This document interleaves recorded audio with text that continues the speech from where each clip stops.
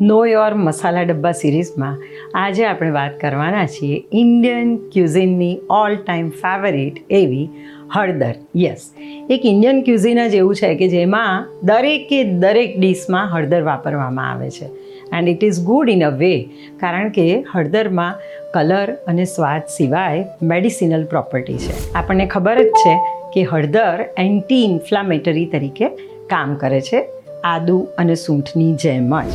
So good to use in all the recipes. હળદરના ટાઈપની વાત કરીએ તો કોમનલી યુઝ જેને કહેવાય એ છે સેલમ અને રાજાપુરી. સેલમ જે છે એ થોડો બ્રાઇટ કલર છે, રાજાપુરી છે એ ડાર્ક કલર છે. અને રૂટીન કુકિંગમાં તમે બંનેનો ઉપયોગ કરી શકો છો એઝ પર યોર ચોઇસ.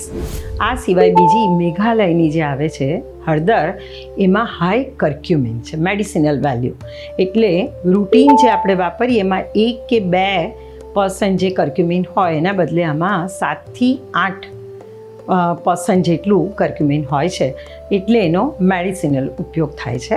આ સિવાય એલેપ્પી ટર્મરિક આવે છે, એ મોસ્ટલી એક્સપોર્ટ ક્વોલિટીમાં વપરાય છે અને એશિયન ક્યુઝિનમાં એનો ઉપયોગ વધારે કરવામાં આવે છે.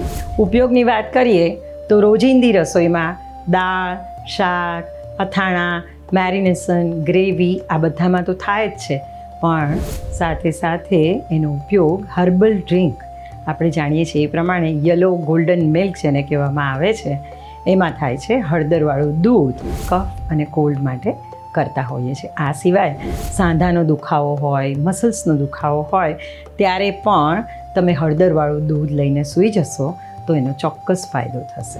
અને જ્યારે મેડિસિનલ અથવા હળદરવાળું દૂધનો ઉપયોગ કરવાની વાત આવે ત્યારે ઓલ ઓફ અસ નો કે એનો ઇમ્પેક્ટ અથવા એની અસર વધારવા માટે ફેટ અને બ્લેક પેપર આ બેનો ઉપયોગ કરવો જરૂરી છે. એટલે જ હળદર હંમેશા વઘાર કરતી વખતે વાપરવી જોઈએ, જેથી ફેટનું કોમ્બિનેશન થાય. મલાઈવાળા દૂધમાં નાખવી જોઈએ, જેથી કરી અને ફેટના લીધે એનું ડાયજેશન, એબ્સોર્પ્શન સરસ રીતે થાય, ફાયદો વધુ થાય.